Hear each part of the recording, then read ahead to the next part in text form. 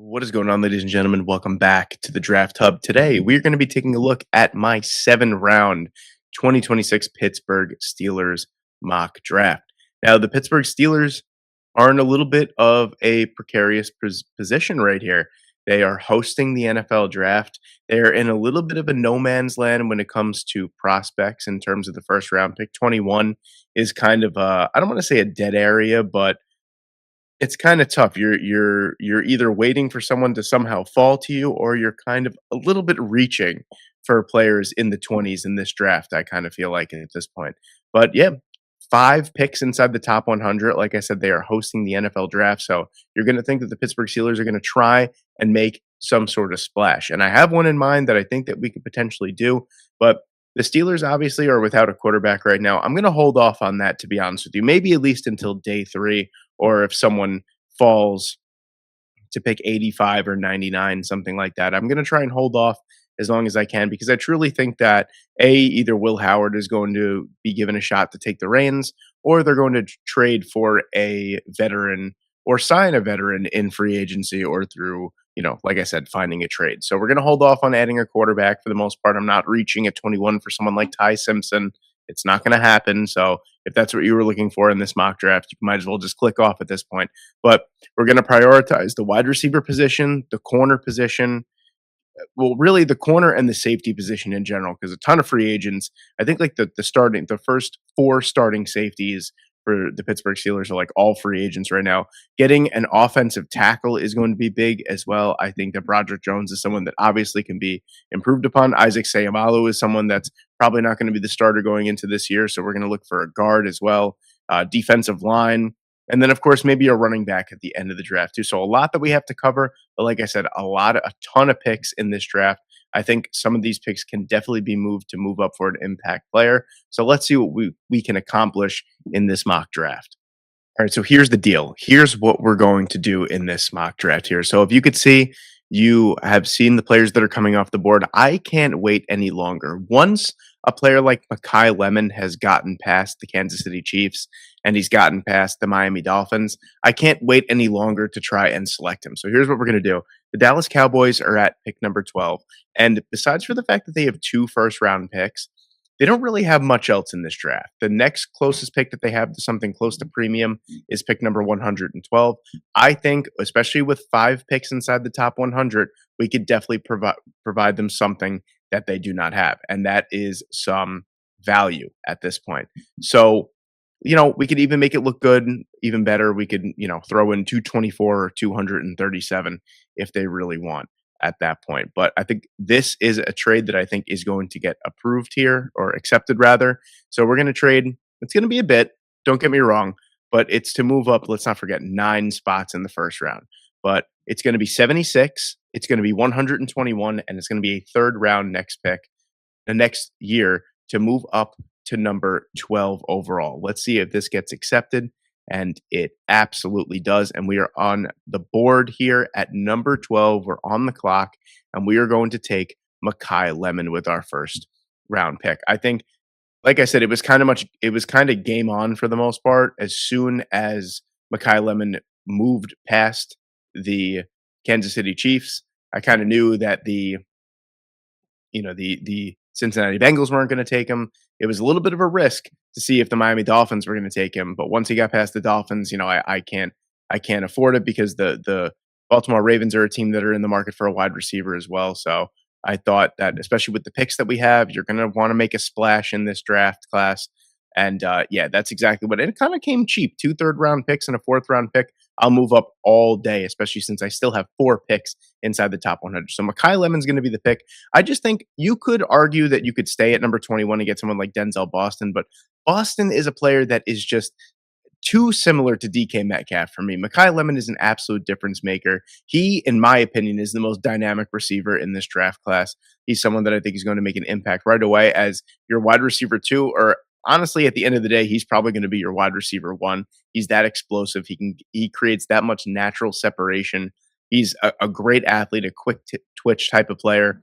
Really, really fantastic pick. And honestly, it came with a little bit of a price, but I'm willing to move up to get someone like Makai Lemon at number 12. So I think that takes care of an absolutely massive need for the Pittsburgh Steelers with that first pick. And I mean, he's obviously the best player on the board at that point. So at 53, we're probably going to look to either target, an offensive lineman or a cornerback here or a safety. AJ Halsey is on the board. That's certainly a pick at number 53. I wouldn't expect him to make it to number 53, and safety is kind of sort of a big need for the Pittsburgh Steelers here. I'm kind of okay with passing on offensive line. There's a player that I have in mind at 85 or 99 for the most part that I think will get there. So I do think adding to the secondary is big. Now, either way that you slice it, I think it's pretty big. We can target a corner with our next pick for the most part. Let's just see if there's anyone else here. Maybe once you get past someone like Emmanuel Prignone, it gets a little dicey. These are guys, Keelan Rutledge, these are guys that I would really, Armaj Reed Adams, these are players that I would love to add, and I could probably add a little bit later on and could probably be starters right away. So I think taking AJ Halsey at this point is justified. A 6 foot, 222 pound safety. Like I said, it's a bigger need than I think people honestly know about for the Pittsburgh Steelers. They obviously value their safeties when it comes to drafting them, and Halsey is a fantastic player and a phenomenal coverage player, a great athlete. Does miss a few too many tackles for my liking, but with the Pittsburgh Steelers coaching staff, and who knows who's the coaching staff is going to be at this point for the most part, the full coaching staff. The Steelers know how to play defense. That's synonymous with their franchise. They know how to coach defensive players, and Halsey is a player that has all the tools. He has all the abilities, and I don't really expect him to get this far. So the fact that he's even on the board at pick number 53 is a win in itself. So we're going to get AJ Halsey here at number 53, and I think this draft has gotten off to an absolutely smashing start. So these next two picks are big here, really big. We still have two picks inside the top 100. I'm probably looking to add, an offensive lineman within the next couple of picks. I'm probably looking to add a corner as well, depending on who's on the board.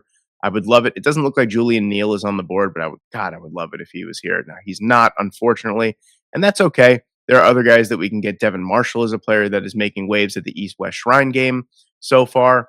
Malik Muhammad is a really strong player as well. Someone that has that inside-outside versatility that I think a team like the Pittsburgh Steelers would definitely benefit from at this point. Let's just take a look at the offensive linemen that are off the board. I really do think adding a tackle at some point very, very soon is imperative. Yeah, there's some really good ones here, but there's one that I have in mind that I won't say until we get to pick number 99 for the most part. But yeah, I do think Garrett Nussmeier is here at pick number 85, man. Do I go for it? Nah, I think I'm gonna wait because I think that we can get someone within the next couple of picks.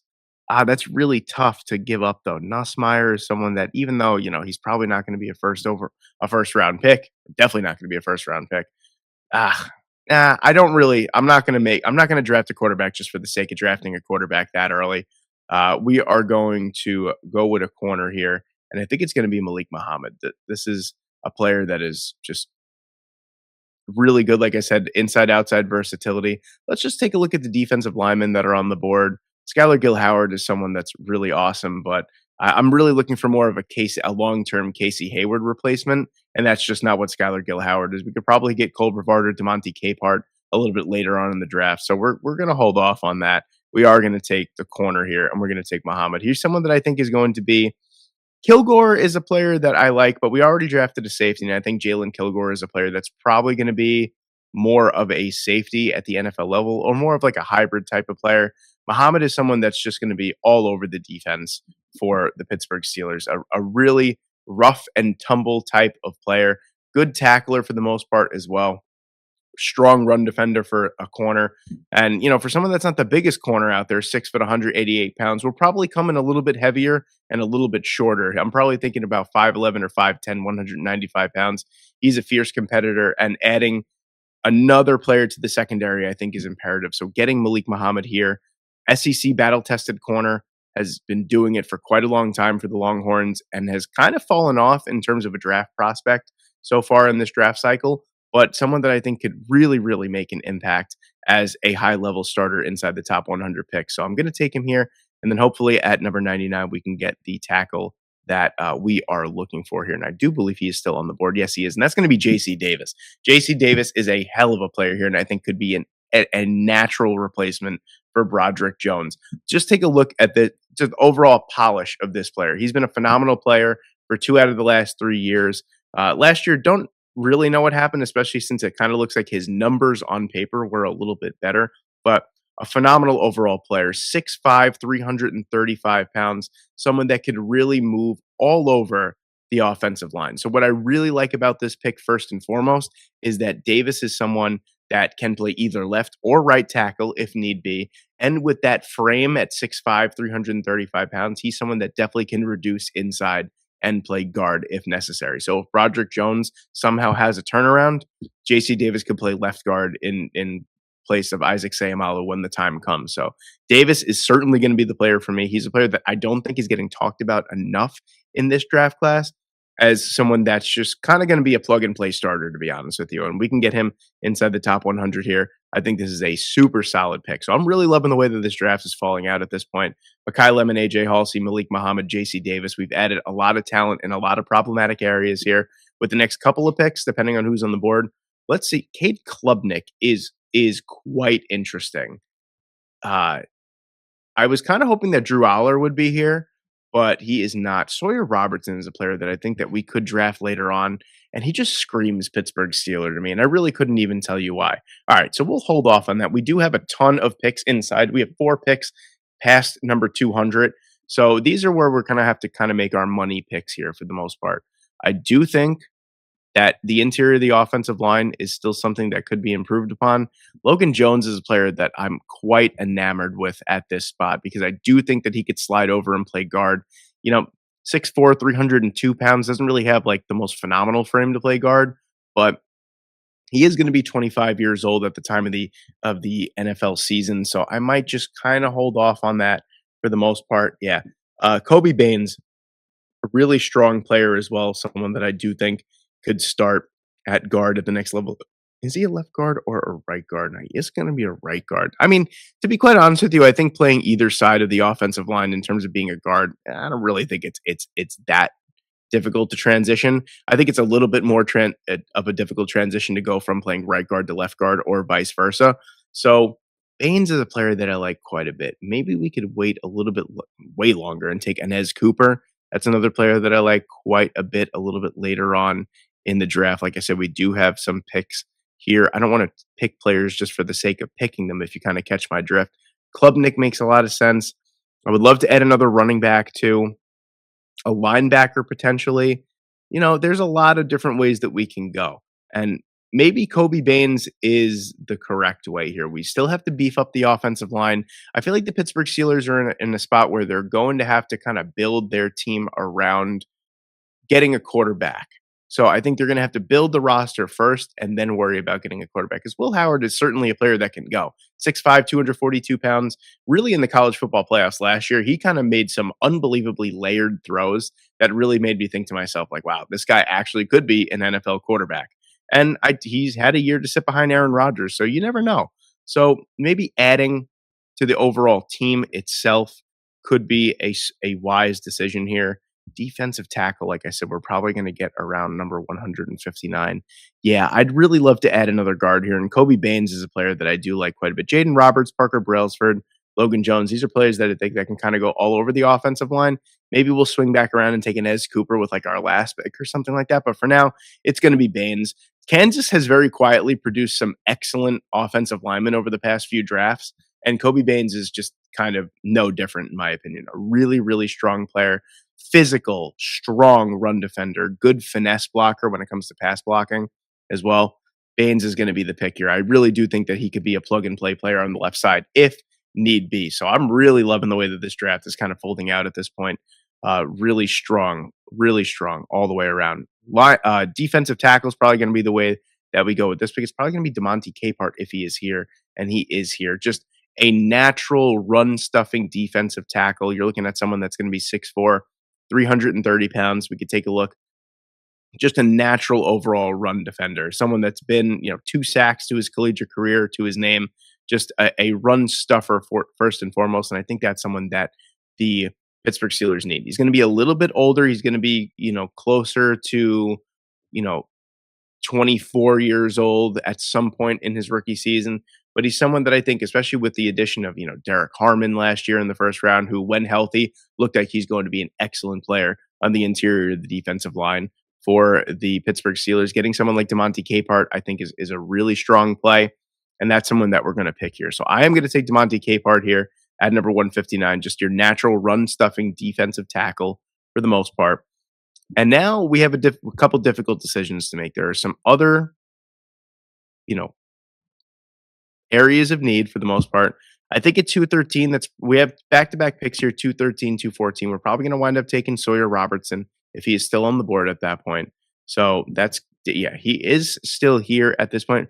Razul Faison is another player that I like quite a bit. I definitely want to add a running back at some point here too, just because Jalen Warren had a really great season. So did Kenneth Gainwell. I feel like Kenneth Gainwell's season kind of sort of came out of the blue. I would love to add just another running back for the most part, though. Maybe even another wide receiver. It depends. We could probably add, don't get me wrong, because I know Kenneth Gainwell was like a fourth round pick, from the Philadelphia Eagles. And then you have Jalen Warren, who was an undrafted free agent. Maybe we could even wait a little bit later to draft someone. Jam Miller is someone that I kind of like. But this pick is going to be, first and foremost, is going to be a quarterback here. And Taylon Green is a player that's awesome, but he's also a little bit older, and I don't really know how much I buy into the overall hype of Taylon Green. Older prospect, didn't really flourish until you know last year for the most part as a true dual threat quarterback. Sawyer Robertson is a gunslinger. He has a phenomenal arm that puts some absolute beautiful touch on a pass. Really, really accurate as well. Kind of fell down the pecking order of the NFL draft in terms of quarterbacks because Baylor just had such a bad year and he was kind of forced to. They didn't really have a great running game either, and he was forced to throw the ball a lot more than he probably would have wanted. But I am going to bank on the upside of a 6'4", 225-pound quarterback that has a cannon for an arm and that could hit a quarter from 50 yards away for the most part. So Sawyer Robertson is going to be the developmental quarterback prospect that we pick here at 213.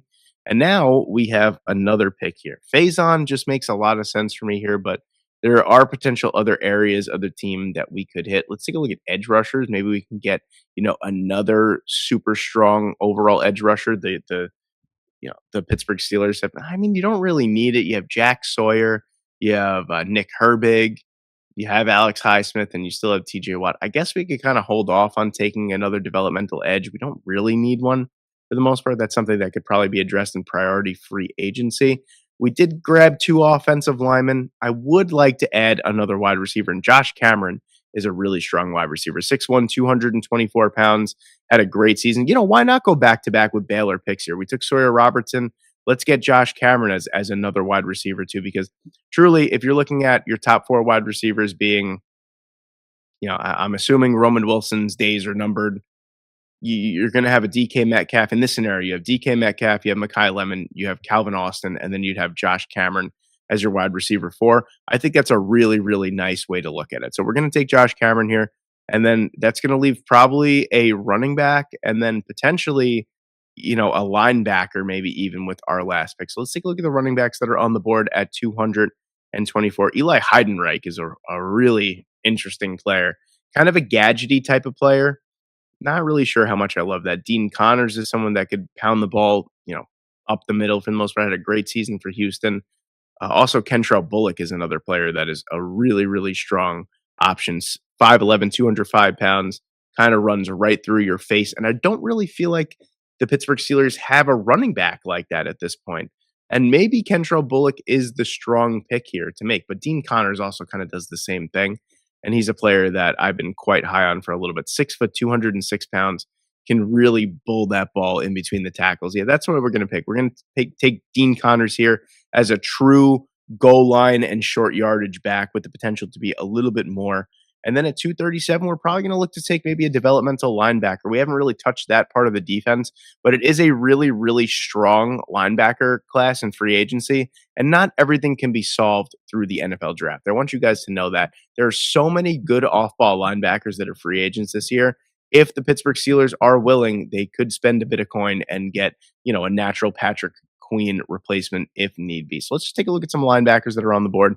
There's going to be a player that's on the board that, yeah, and we're going to take him. It's going to be Caleb Elamzor, just a really strong player. If you don't know, if get familiar with Caleb Elamzor's game, he's a phenomenal overall player that is great in coverage, a really sound run defender, and can tackle. A 7.6 missed tackle percentage for a linebacker that gets as many attempts as Caleb Elamzor gets is actually phenomenal for the most part. And he's a late round pick that I really do think will add some juice, not only as a starter or someone that makes impact plays in coverage, but he can be a really good special teamer as well. And that's going to be the last pick that we make here for our 2026 Pittsburgh Steelers mock draft.